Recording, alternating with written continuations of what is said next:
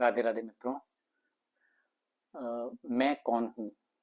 ये एक ऐसा आध्यात्मिक सवाल है जिसे जिससे आध्यात्मिक जर्नी स्टार्ट होती है कि हम हमेशा एक भ्रम में रहते हैं। और हमने कई बार सुना होगा कि ये माया है, ये सब कुछ मिथ्या है। तो सत्य क्या है?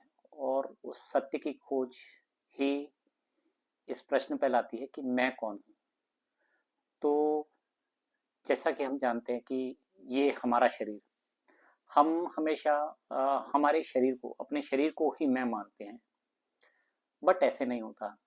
जैसे ये मेरे कपड़े हैं, जैसे ये मेरी शर्ट है, तो जो चीज मेरी है वो मैं नहीं हूँ। तो क्या ये शर्ट मैं हूँ? नहीं, मैं नहीं हूँ। ये घर मेरा है, तो क्या मैं ये घर हूँ? मैं ये घर नहीं हूँ।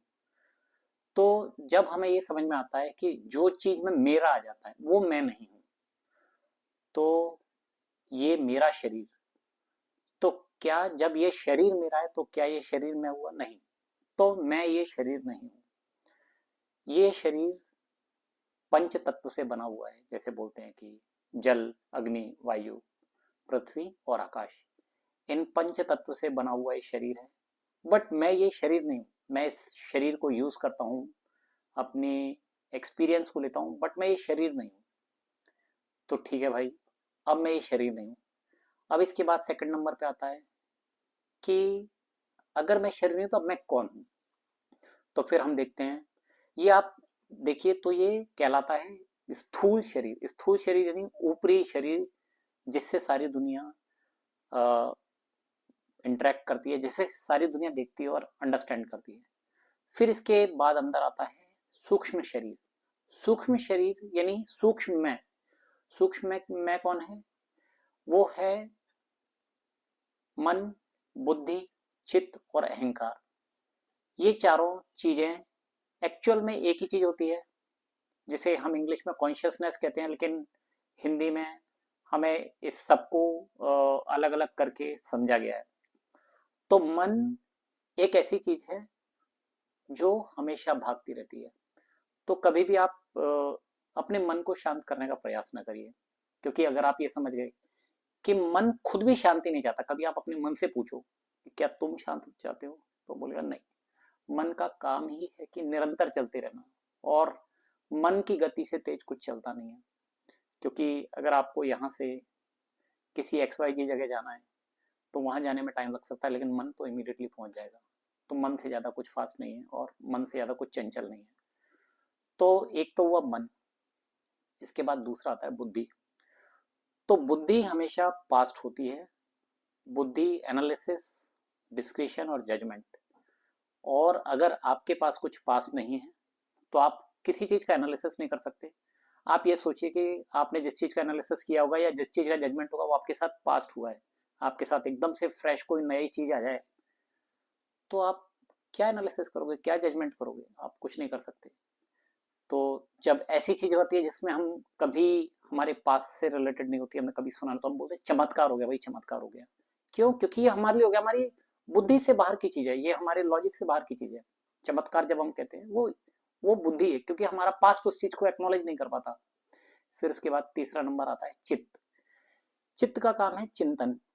तो हमारे चित्त पर जो आता है हम उसका चिंतन करते हैं। और हम कभी भी ये नहीं सोचते कि जो हम सोच रहे हैं वो हमने सोचना चाहा है। इनफैक्ट कई बार ऐसा होता है कि हमारे मन में विचार आता है और हम बहुत परेशान हो जाते हैं कि हम ऐसी चीज सोचे भी क्यों, हम ऐसी चीज आई भी क्यों हमारे मन में, क्योंकि ये हमारी चॉइस नहीं है। कई बार ऐसे विचार आ जाते हैं, कभी उससे हम डर जाते हैं, कभी गिल्ट से भर जाते हैं, कभी बहुत सारी चीजें इस टाइप की होती हैं। तो आप इस चीज को समझिए कि चित्त का जो चिंतन है वो हमारे कंट्रोल में नहीं है। हम सोचते हैं और हम कहते हैं कि मैंने आज ऐसा सोचा। बट किसी से पूछा जाए कि भाई तुमने सोचा क्यों, क्या तुमने चाहा था तब सोचा, या सोच लिया उसके बाद तो समझ आया कि मैंने सोचा? तो आप देखोगे कि सोच तो पहले लिया था, बाद में आपको समझ में आया कि मैं सोच रहा था। तो ये तीसरी चीज हो गई। चौथी चीज होती है अहंकार। अहंकार होता है कर्ता और भोक्ता का भाव। अगर आप देखेंगे कि सब कुछ भगवान चला रहा है, लेकिन उसके बाद भी इंसान की आदत होती है कि मैंने किया। और क्योंकि उसके अंदर ये कर्ता का भाव आता है, मैंने किया, तो फिर भगवान भोगता भी आदमी को बनाता है कि अब क्योंकि तुमने किया तो तुम भोगो। अगर तुम बोलोगे कि मैंने नहीं किया तो तुम्हारे लिए कुछ भोगने के लिए नहीं है, लेकिन अगर तुमने किया तो फिर भोगना ही पड़ेगा। इसलिए कर्ता और भोक्ता का भाव अहंकार होता है। तो आपको इस कर्ता और भोक्ता के भाव को समझा कि ये मैं नहीं हूं, तो आप ये समझ गए कि मैं मन नहीं हूं, मैं बुद्धि नहीं हूं, मैं चित्त नहीं हूं, मैं कर्ता भोक्ता अहंकार नहीं हूं। तो अब फिर इसके बाद फिर से वही प्रश्न आता है कि मैं कौन। अब आपको शरीर समझ में आ गया, अंतःकरण समझ में आ गया। इसके बाद तीसरा होता है कारण शरीर। कारण शरीर होता है त्रिगुण के कारण। हम जानते हैं कि कौन से तीन गुण हैं, रजस, सतव और तमस। तो जब ये तीन तत्व हैं जिससे दुनिया बनी है, आपने देखा कि हर चीज, जैसे हमारे ब्रह्मा विष्णु महेश, वो भी तीन भगवान हैं। अगर आप साइंस में जाते हैं तो इलेक्ट्रॉन प्रोटॉन न्यूट्रॉन, ये भी तीन है।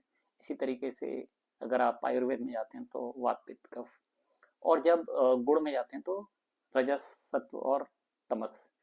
तो ये हमारे, जब गीता हो रही थी तब अर्जुन ने भगवान श्री कृष्ण से पूछा कि ये तो मेरे सब प्रियजन हैं, मैं इनके साथ में बचपन से रहा हूँ, मैं इनको कैसे मार सकता हूँ। तो भगवान कृष्ण बोलते हैं कि तुम इन्हें मारो क्योंकि ये पापी हैं, इन लोगों ने अधर्म किया है। तो उन्होंने बोला ये पापी क्यों है, ये अधर्म क्यों है।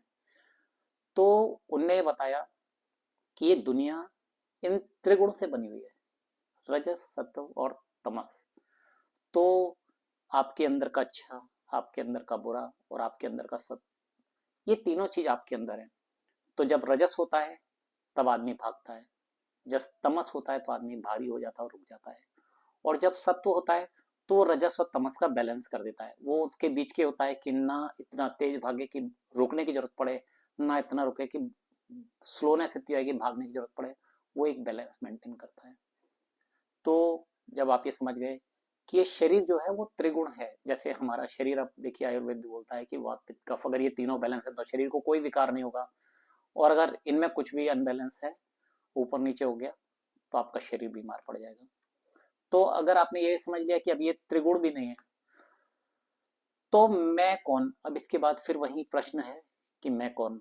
और जब आप इस चीज को अपने बोधपूर्वक सोच लेंगे कि ना मैं ये शरीर हूं, ना मैं अंतःकरण हूं, ना मैं ये त्रिगुण हूं, तो अब इसके बाद आपकी रियल आध्यात्मिक जर्नी स्टार्ट होती है, जहां पर आप इस प्रश्न के साथ कि मैं कौन, अगर, तो आपको एक चीज समझना पड़ेगा कि हम हमेशा सत्य को ढूंढते हैं। जब भी हम भगवान को देख रहे हैं, हम सत्य को ढूंढते हैं, और वो सत्य ही हम हैं। तो जो भी चीज हमारे साथ में आई, हमारे ऊपर से निकल गई, वो चीज मैं नहीं हूं। और जो चीज हमेशा से थी और हमेशा रही, वही मैं हूं। तो हमारे सनातन धर्म में कहा गया है कि आदमी हमेशा से था, आत्मा हमेशा से थी, शाश्वत थी, हमेशा रहेगी, और इसका कोई बाल बाका नहीं कर सकता, अविनाशी है। तो वो मैं हूं। तो लेकिन जो ये सब मैं देख रहा हूं, जो आ रहा है जा रहा है, वो मैं नहीं हूं। जैसे बचपन आया, बचपन चला गया, जवानी आई, जवानी चली जाएगी, बुढ़ापा आया, बुढ़ापा चला जाएगा। तो ये मैं नहीं हूं।